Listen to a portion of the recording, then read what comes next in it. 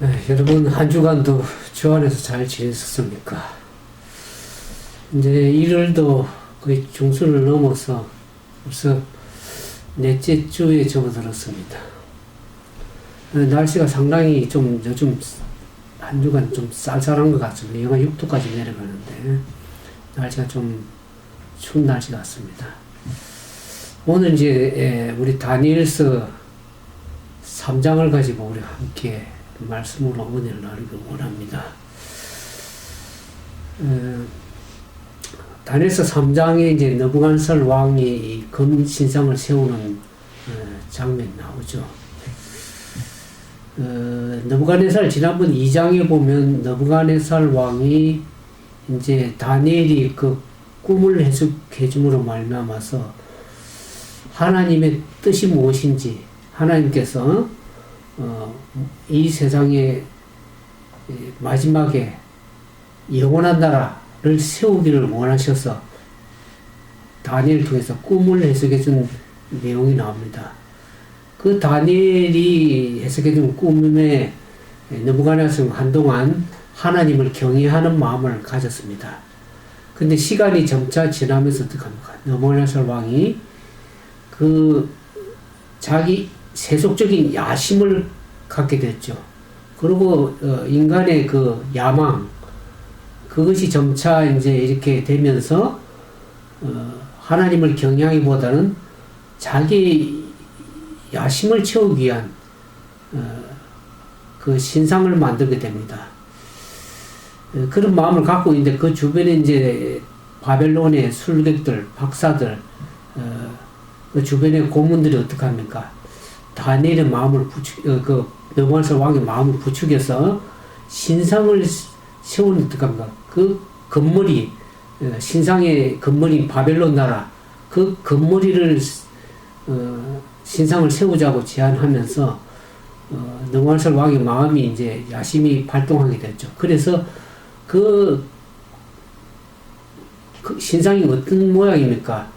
머리는 바벨론, 가슴과 은, 그 다음에 금은동, 진흙, 발가락에 이제 흙과 진흙으로 이렇게 된, 마지막에 그것이 뜨인 돌에 의해서 완전히 파괴되면서 하나님의 돌나라, 하나님 나라가 영원히 설 것, 사람이 세우지 않은 영원한 나라가 세워질 것을, 알았음에도 불구하고, 느부갓네살 왕이 어떡합니까? 금신상을 세우게 되고, 온전히 자기 나라가 영원하리라는 것을 생각하면서 사실 바벨론 나라 그 당시에 강대한 나라죠. 초강대국 나라였기 때문에 그 나라가 온전히 영원할 것이라는 그런 생각을 갖게 됐죠. 하나님께서는 어떡합니까? 그 히브리인 그 바벨론의 포로를 붙잡혀 가서 거기에서 하나님의 뜻을 알려주기를 하나님은 원했었습니다.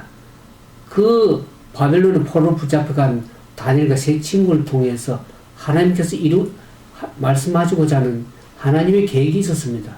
그들을 통해서 바벨론 나라가 어떻게 하나님 나라에 대해서 어떻게 태도를 가지고 나라를 운영해야 될지를 하나님께서 이미 말씀했음에도 불구하고 느부갓네살 왕은 하나님을 경외하기보다는 우상을 섬기는 바벨론 나라가 우상을 섬긴 나라였죠.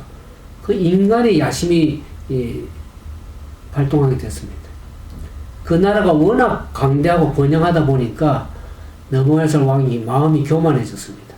그래서 사실 바벨론의 통치자로서 하나님의 나라를 위해서 어떻게 자기가 왕으로서 처신해야 될지 이미 알았었는데 불구하고 인간의 야심을 채우는 일이 발생했습니다.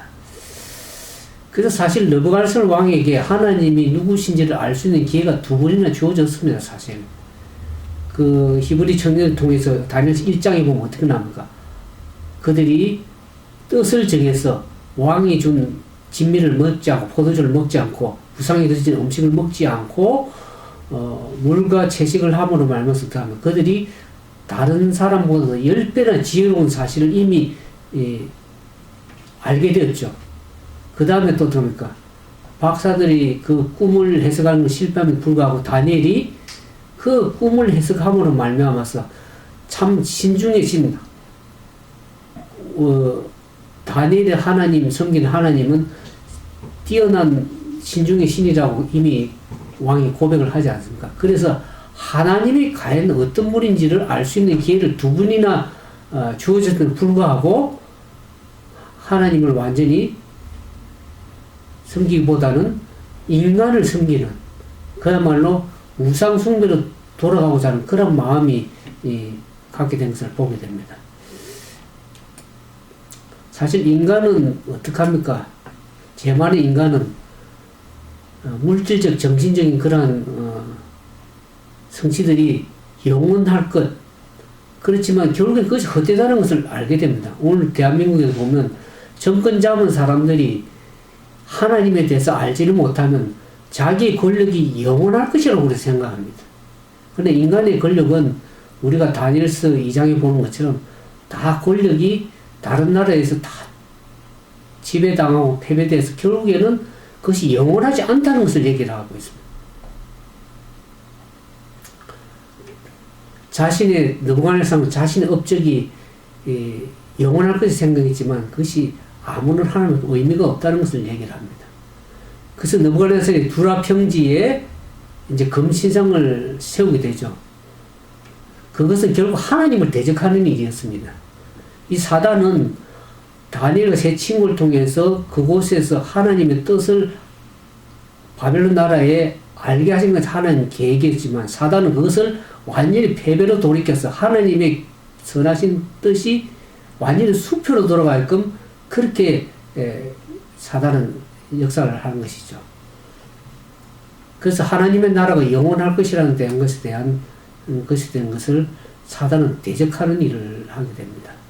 그래서 나팔과 피리와 수금과 사명금과 앙금과 상황의 모든 악기 소리가 날 때 모든 사람들이 바벨론 느부갓네살 왕 세운 그 금신상에게 우상에게 절하게 하는, 경배하게 하는 그러한 일을 하게 됩니다. 그래서 거기에 절하지 않는 자는 어떡합니까? 즉시 풀무불에 던져 넣으리라고 그 느부갓네살에게 명령을 내리죠. 그때 이와 같은 그 다니엘의 3장의 얘기가 마지막 시대에 다시 한번 재현될 것을 우리가 계시록에 보면 나와 있습니다. 그리고 계시록의 13장에 보면 그 짐승의 얘기가 나옵니다. 땅에서 올라오는 짐승이 있고 바다에서 올라오는 짐승이 있는데 이 바다에서 올라오는 짐승이 땅에서 올라오는 짐승에게 모든 권세를 주고 사단이 권세를 줘가지고 모든 사람으로 하여금 그 짐승이 우상을 세워서 짐승이 우상에게 경배하는 얘기가 마지막 시대 얘기가 나옵니다. 그래서 그 짐승이 경배하지 않은 자는 누구든지 부자든 빈궁한 자, 자유하든 종들로 모든 사람들에게 그 짐승이 우상이 경배하게 합니다. 그 짐승이 경배하지 않은 자는 며치든지 다 죽이리라고 하는 것이 계시록 13장 다시 한번 역사가 재반복되는 것입니다. 그래서 모든 사람은 오른손 이마 표를 받게 하고 그 표를 가진 자 외에는 매매를 못하게 하는 마지막에 다시 한번 짐승이 우상에 경배하게 하는 일이 다시 재반복되는 것입니다.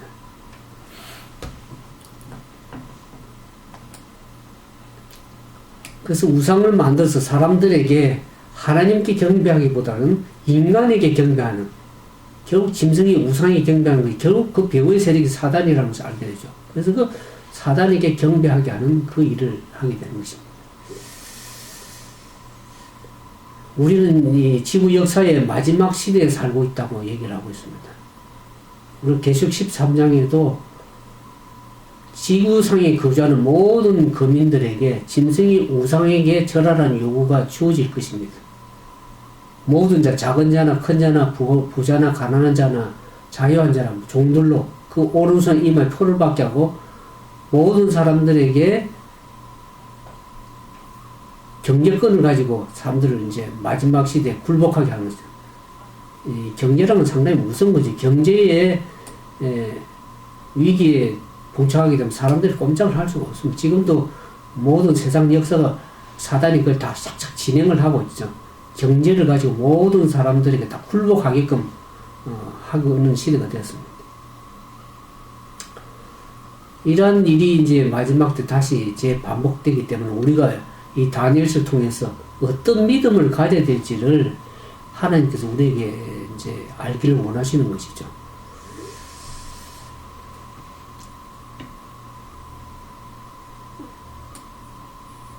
이 금신상을 두라 평지에 높이 세웠을 때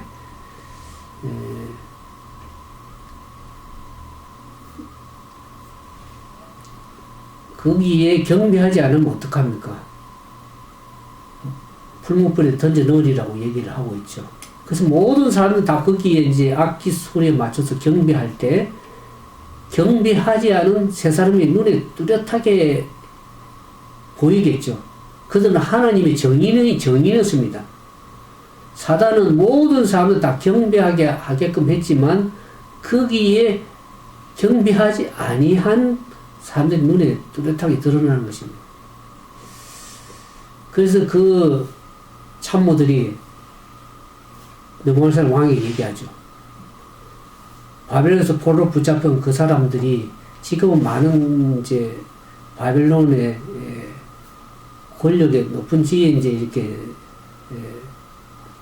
바벨론의 도를 교육을 받고 그랬는데 그들에게 대한 적대 감정이 좀 있었습니다. 그래서 그들에게 이제 이 왕에게 얘기를 저들이 경배를 하지 않는다고 얘기를 하죠. 근데 그들은 이미 교육을 받았죠. 우상에게 절하지 않고 하나님을 신실히 섬기는 히브리 백성들이기 때문에 그것이 결국 우상에게 절하는 것은 어떤 영향이에요? 우리가 출애굽기 20장에 보면 10계명에 대한 얘기에 둘째 계명 얘기가 나오죠. 어떡합니까?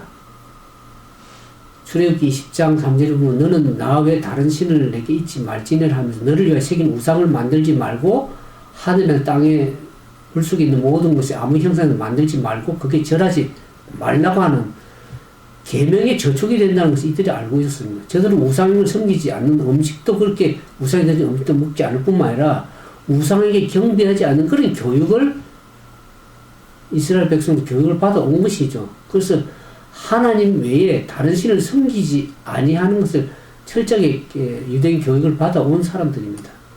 그래서 그들은 우상을 만들지 말고 절하지 말라는 그 하나님의 말씀에 거절하고 우상이 절할 수 없었던 것이죠. 그래서 그런 모든 절하지 아니하면 풀무불에 던져지기 위기를 알면서도 그들은 결국 거기에 경배를 하지 않은 것을 보게 됩니다. 그렇게 이제 경배를 하지 않으니까 즉각적으로 왕에게 보고가 되었죠. 그래서 결국 왕이 굉장히 분노하게 됩니다. 왕이 엄청나게 분노하면서 다시 한번 기회를 주죠. 그 세운 우상에게 절하도록 다시 한번 기회를 주지만 저들은 그것에 단호히 거절하면서 어떻게 얘기를 합니까? 풀무불에서 왕이 섬기는 만약 맹년에 사는 풀무불 가운데서 하늘에 건져내실 것이라고 얘기를 하면서 왕의 손에서 건져낼 뿐만 아니라 만약 그렇게 아니하실지라도 우리가 왕의 신들에게 섬기지도 아니할 뿐만 아니라 왕이 세우신 금신상에게도 절하지 아니할 줄을 아옵소서라고 단호하게 얘기를 합니다. 참 그와 같은 믿음이 어디서 나올까? 많은 사람들이 위기 앞에 서면 어떡합니까? 위기 앞에 서면 인간의 마음이라는 것은 연약해서 어떡합니까? 그 위기를 모면하고자 하는 그런 마음이 있습니다. 우리가 평상시에 매일매일 하나님 말씀에 굴복하고 순종하여 나가고 늘 그런 것을 생활화 하지 아니하면 위기가 닥쳤을 때 어떡합니까? 인간은 거기 굴복할 수밖에 없는 것이죠. 마지막 때도 마찬가지입니다. 우리가 늘 하나님 말씀에 순종하고 그분의 뜻대로 살아온 매일 성실한 삶을 살아가지 아니하면 위기가 닥칠 때는 우리는 그 베드로가 어땠습니까? 베드로가 그렇게 나는 모든 사람 다 주님을 버리자 자기는 버리지 않겠다고 진심으로 얘기를 했을 겁니다. 그러나 위기에 딱 닥칠 때는 어떡합니까? 결국 인간은 자기 자신의 연약함 때문에 주님을 거절하고 버릴 수밖에 없는, 굴복할 수 없는 그런 지경에 가게 되는 것입니다. 그래서 우리가 날마다 말씀과 기도로 거룩한 삶을 매일 삶 속에 살아가지 않으면 아무리 입으로 공언해도 위기가 닥치면 그게 다 굴복하고 우상에 경배하고 자기 목숨을 위해서 구하는 그러한 삶이 될 수밖에 없다는 것을 우리가 반드시 알아야 될 것입니다. 이 세 청년은 진정한 믿음으로 왕 앞에 섰습니다. 이스라엘 하나님의 대리자로, 정인으로, 하나님 정인으로 선 것입니다. 자기 생명을 구걸하지 않고 진정한 믿음이 무엇인지를 왕 앞에 증거하는 모습을 보게 됩니다. 그러면서 왕이 우리가 섬기는 하나님이 계신다면 맹렬히 타는 그 풀물 가운데서 능히 건져낼 뿐만 아니라 왕의 손에도 건져낼 것이라고 얘기를 합니다. 그런데 그렇지 아니할지라도 참 이 말에 저는 많이 감동을 받습니다. 그리 아니할지라도 왕이 된 신에게 절하지 않고 금지장에게 절하지 아니하겠다는 것을 참 얘기할 때 얼마나 우리가 그와 같은 믿음이 갖기를 우리 모두가 바라는 것입니다. 다니엘 세 친구는 하나님 명령까지 어기면서 왕에게 충성할 수는 없던 것이죠. 오히려 풀무불에 그와 같은 위협이 가해지더라도 하나님께 대한 그 충성을 결국 버릴 수 없는 단한 그 믿음을 보이는 것을 보게 됩니다. 근데 이제 풀무불에 던져낼 때 왕이 얼마나 분노했는지 7배나 뜨겁게 평상시보다 뜨겁겠습니다. 그러니까 다니엘 세 친구를 묶어서 풀무불 열 때 그 옆에 군사들이 타버렸습니다. 몸이 다 타서 죽었습니다. 그 정도로 풀무불 뜨거웠던 것이죠. 던져졌는데 그들이 이제 보니까 어떤 왕이 나중에 보니까 거기 결박되지 않은 4사람이 불 가운데 다니는 게 모습이 보였습니다. 상하지도 아니하고 그 4번째 모양은 어떻게 보면 신들의 아들과 같다 그랬습니다. 이 다니엘을 통해서 느부갓네살 왕이 이 하나님의 아들 예수 그리스도에서 얘기를 들어서 아는 것이죠.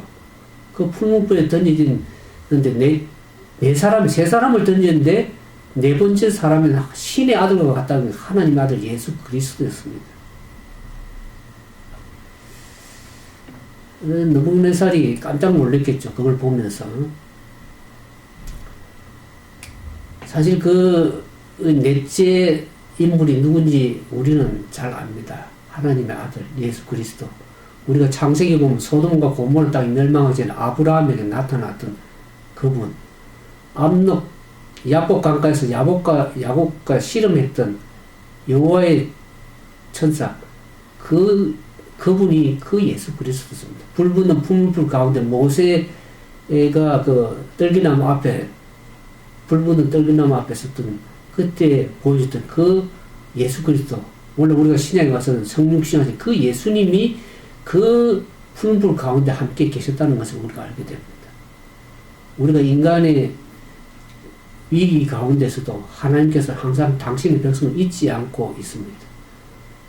당신의 정인들이 풀무불에 던져졌을 때 그들 그냥 홀로 버려두지 아니하시고 그들 가운데 함께 불 가운데 거니시는 그 예수 그리스도, 그 예수님은 어떻게 보면 열과 냉을 주관하시는 여호와, 그분께서 불꽃이 결국 그들을 상하게 하지 못하는 것을 보게 됩니다. 그래서 이사야는 이렇게 합니다. 이사야 43장 2절에 보면 내가 불 가운데 지날 때 내가 너와 함께 갈 것이고 강을 건널 때 강물이 너를 침몰치 못하게 할 것이고 내가 불 가운데 지날 때도 타지도 아니할 것이 불꽃이 너를 사르지도 못하리라는 하나님의 말씀을 이사야서 얘기를 하고 있습니다. 물론 우리가 위기 가운데 저는 이제 미국 와서 한 24년 됐는데 위기 때마다 하나님께서 함께 하시는 것을 많이 경험을 하고 있습니다. 평상시에는 하나님께서는 우리가 다 하지만 굉장한 위기 가운데에는 하나님께서 함께 하시는 기적적인 그런 하나님의 도우심과 인도하심이 있는 것을 우리가 알게 됩니다. 물론 이제 다니엘 시대처럼 모든 사람들이 다 위기 가운데 구조된 것은 아닙니다.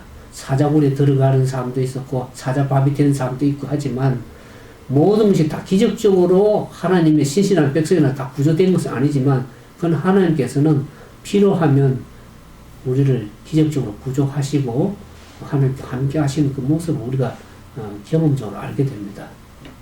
사실 그렇지 아니하다 할지라도 우리가 하늘에 가서 그 하나님의 뜻이 어디 있는지 분명히 알게 될 것입니다. 이 땅에서 우리가 다 알 수가 없죠. 우리 일어나는 위기 가운데 또 그것을 우리가 다 신앙적으로 해석하고 이해할 수 없지만 그러나 다니엘의 세 친구들은 전적으로 하나님께 자기 자신을 맡겼죠. 죽어도 하나님의 뜻이고 사는 것도 하나님의 뜻이라고 하나님께 전적으로 맡기는 믿음을 가지고 들은 것이죠. 그랬을 때 하나님께서 저들을 어떻게 했으면 그냥 버려두지 아니하시고 풀무불 가운데서 함께 하심으로 저들이 고의도 상하지 않고 진짜 살아서 나오는 모습을 보게 됩니다.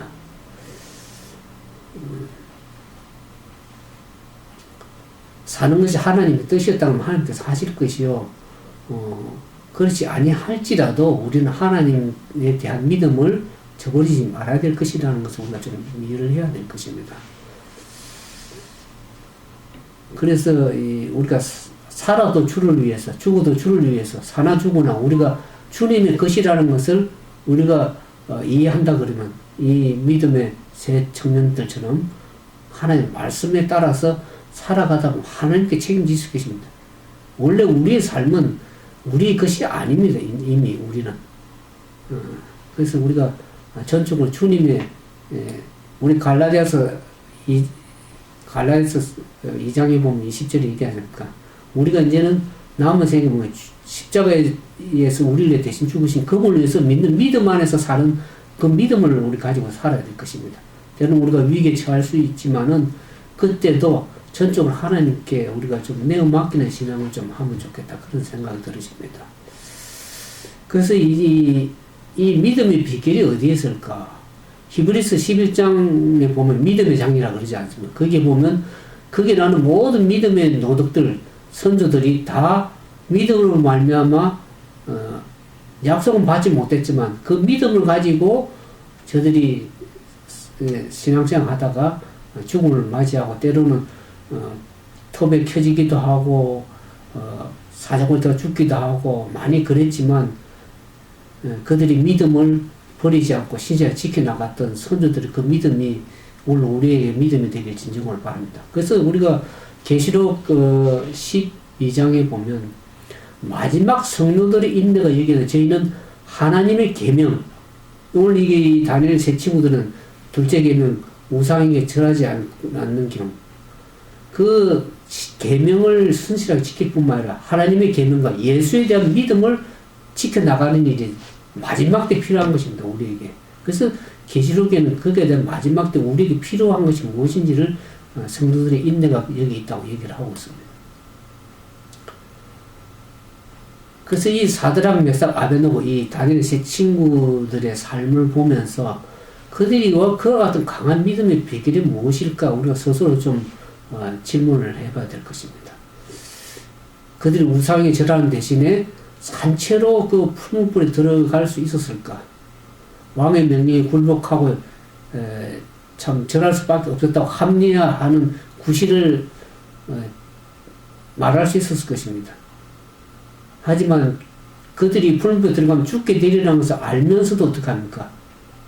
그런 믿음을 굳게 지킨 그것을 우리가 보면서 과연 그들의 믿음이 어디에 있을까? 히브리서 11장 얘기했지만 히브리서 11장에 보면 많은 믿음의 사람들이 예수님 안에서, 예수님을 믿는 믿음 안에서 결국 한 번 죽는 것은 어떻게 정한이지만은 그 이후에 심판이 있을 것이고 영원한 부활의 삶을 알기 때문에 그들이 담대하게 믿음으로 그렇게 고난도 당하고 위기 가운데 그렇게 믿음을 지켜나간 것을 우리가 알게 됩니다. 그래서 그런 믿음이 우리가 그와 같은 믿음을 발전시키기 위해서 믿음이 무엇인가라는 것을 우리가 조금 이해할 필요가 있습니다. 우리가 믿음을 무엇을 믿음이라고 부릅니까? 많은 사람들이 기도의 응답을 받음으로 그 믿음을 측정합니다. 예를 들어 백화점에 가면 좀 자리를 잘 파킹할 수 있도록 그렇게 기도하고 하는데 정말 파킹한 공간이 있으면 믿음이 강한 것이 없으면 별로 내가 기도가 응답이 안 될 때 믿음이 강하지 않은 것이라고 생각하지만 그것은 그런 식으로 생각하는 것은 올바른 믿음이 아닙니다. 어떤 사람은 자기의 기도 행대로 응답이 되면 자기가 믿음이 강한 것은 그것이 올바른 믿음이 아니고 하나님께 대한 믿음은 자칫 잘못하면 그렇게 생각하는 사람들은 하나님에 대한 말씀에 대한 순종이 아니고 자기가 하나님을 조종하려고 하는 그런 시도는 결국 올바른 믿음이 아니죠. 진실한 믿음이라는 것은 다니엘의 세 친구가 보여준 것처럼 하나님과의 올바른 관계 속에서 오는 그것, 하나님을 절대적으로 신뢰하는 것. 그 진정한 믿음은 자기 뜻을 관철시키기 위해서 하나님 뜻을 굽히려고 노력하지 않고 하나님 뜻에 우리의 뜻을 맞춰 나가는 그 뜻에 굴복하는 것이지 내 뜻을 관철시키기 위해서 하나님께 막 기도하고 하나님께서 뜻대로 해달라고 기도하고 그것은 물론 기도는 해야 되겠지만 그것은 올바른 믿음은 아니죠. 우리가 하나님 뜻이 기도라는 것은 하나님을 이 지상으로 끌어내리는 것이 아니고 내가 하나님 차원에 올라가는 것입니다. 하나님 뜻이 무엇인지를 분별하는 것이죠. 그래서 하나님 뜻이 나에게 이루어지기를 원하는 예수님께서도 십자가에 달려 돌아가실 때 어떻게 합니까? 자기가 그 십자가를 지나가게 해달라고 하지만 그러나 자기 뜻대로 아니고 하나님 아버지의 뜻대로 되기를 원한다 그렇게 얘기하는 그것이 올바른 믿음입니다. 자기가 바라는 것이 있지만은 그것이 하나님 뜻이 맞지 않을 수도 있습니다. 그러니까 하나님 뜻이 무엇인지 우리가 다 알 수 없기 때문에 하나님의 뜻대로 되기를 구하고 하나님의 섭리가 무엇인지 어떻게 하나님께서 섭리를 이끌어 가실지를 보면서 그 뜻대로 구하는 것. 그래서 어떤 결과에 관계없이 올바른 행동을 하기로 선택한 것. 이것이 성숙한 믿음입니다. 그렇게 행하는 것이 하나님 말씀에 합당하고 올바른 거기 때문에 그 말씀에 합당하게 옳게 행동하는 그것이 성숙된 믿음입니다. 내 생각이 아니라 하나님 생각이 무엇인지 늘 구해야 되겠죠. 그래서 로마서 8장의 얘기가 항상 그 얘기 하십니다. 육신의 생각은 하나님과의 원수가 된다 그랬습니다. 육신의 생각은 사망이에요. 영의 생각은 생명과 평안이라 그러지 않습니다. 이렇게 우리 육신적인 생각을 하나님께 굴복시키고 성령께 주신 영의 생각, 하나님의 영의 생각을 무엇인지 늘 기도하다 보면 하나님께서 성령을 통해서 우리가 말씀하실 것입니다. 무엇이 하나님의 뜻인지 어떻게 행동해야 될 것인지 우리가 그 믿음을 가지고 기도하다 보면 성령께서 말씀하시는 것이죠. 그래서 우리가 우리의 이제 주변에 일어나는 그러한 일들 그것을 우리는 다 알지 못합니다. 그래서 우리가 우리의 참된 믿음은 하나님께서 우리를 위해서 가장 좋은 것을 행하시려는 그런 믿음을 가지고 가장 좋을 때 우리가 적합하게 우리에게 가장 좋은 걸 주시기를 원하시는 하나님이라는 것을 믿고 그 믿음을 행사하는 것. 그래서 우리가 바라는 것을 그분께 진정으로 믿음으로 구하는 것. 그것이 진정한 믿음이 될 것입니다. 그래서 믿음은 순간마다 예수님의 편에 서는 것입니다. 나의 편에 서는 것이 아니고 때로는 현실적 위기를 맞을 때 특히 우리는 어떻게 합니까? 생명이 위협을 받을 때 그 위기음을 모면하기 위해서 얼마나 우리가 발버둥을 치고 우리 연약한 모습을 보이는지 알 길이 없습니다. 그래서 우리가 죽음 앞에 담대하게 그렇게 설 수 있는 건 쉬운 일이 아닙니다. 그렇게 할 수 있는 것이 평소에 우리가 성령님의 음성을 듣고 늘 말씀에 굴복하고 그렇게 훈련이 경건해야 훈련이 필요하다고 생각이 들으십니다. 그래서 주님께서 그와 같은 용기를 성령한테 주시지 아니하면 우리는 담대하게 그런 위기 앞에 서기가 그렇게 쉽지가 않습니다. 이 세상에 이제 살아가는 사람들 보면 자기 신념을 위해서 죽는 사람도 있습니다. 자기가 믿는 사상을 위해서 죽는 자들 있습니다. 때로는. 그러나 우리가 이 세상에 살면서 우리의 생명을 아까운 것을 여기지 않기 위해서 바울의 신앙을 좀 우리가 좀 본받으면 좋겠다 하는 생각이 들어요. 바울이 어떻게 얘기합니까? 참 바울도 많은 위기와 죽음의 위기를 얼마나 많이 겪었습니까? 그때마다 그가 전적으로 하나님께 굴복하는 모습을 보면서 사도행전 20장 24절 보면 사도 바울이 그렇게 고백을 합니다. 나의 달려갈 길과 주 예수께 받은 삶 곧 하나님의 은혜의 복음을 전가하는 일을 마치려 하는 데는 나의 생명을 조금 더 귀한 것으로 여기지 아니하노라고 사도 바울이 고백을 하지 않습니까? 죽기를 참 위기를 얼마나 많이 넘겼을까 사도 바울이. 그 같은 신앙의 고백을 할 수 있는 것을 보면서 우리도 그 같은 믿음의 신앙을 가지면 좋겠다 하는 것을 우리가 날마다 기도하면서 배우는 것이죠. 그래서 진정한 믿음이라는 것은 하나님과 관계에서 비롯되는 절대적인 하나님께 대한 신뢰를 말하죠. 때로는 그것이 우리의 눈에 보이지 않는다 할지라도 우리에게 최선의 길을 준비하시는 그 하나님께 믿음을 가지고 순종하는 그러한 삶을 사는 게 진정한 믿음이라고 생각이 들어집니다. 올 이제 다니엘서 3장의 히브리 청년들이 두라 평지에 세운 에서 겪은 경험들, 그것이 오늘 우리가 중단한 교훈이 주어집니다.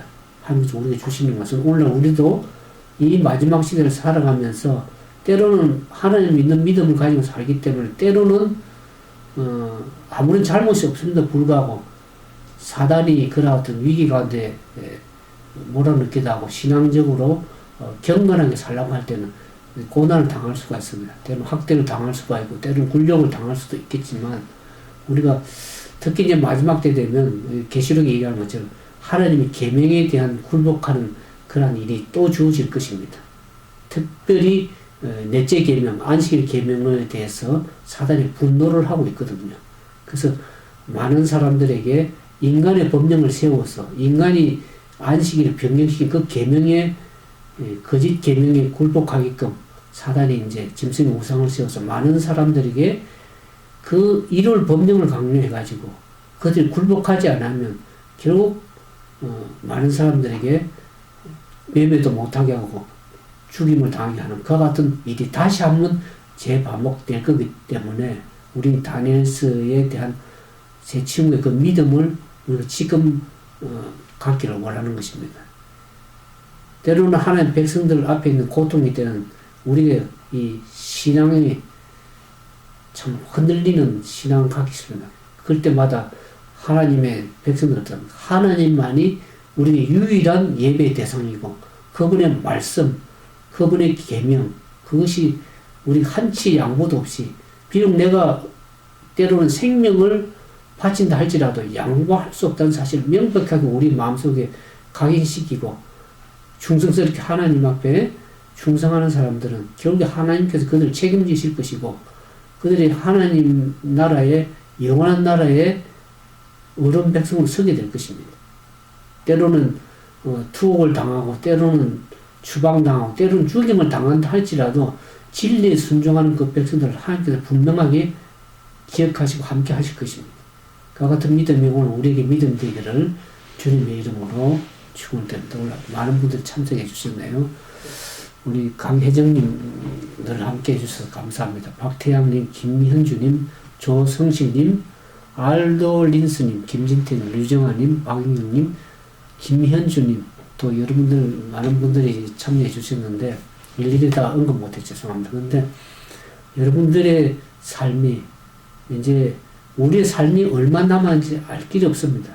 지금 세상 돌아가는 거 다 보십시오. 호주가 불이 나서 영원히 꺼지지 않습니다.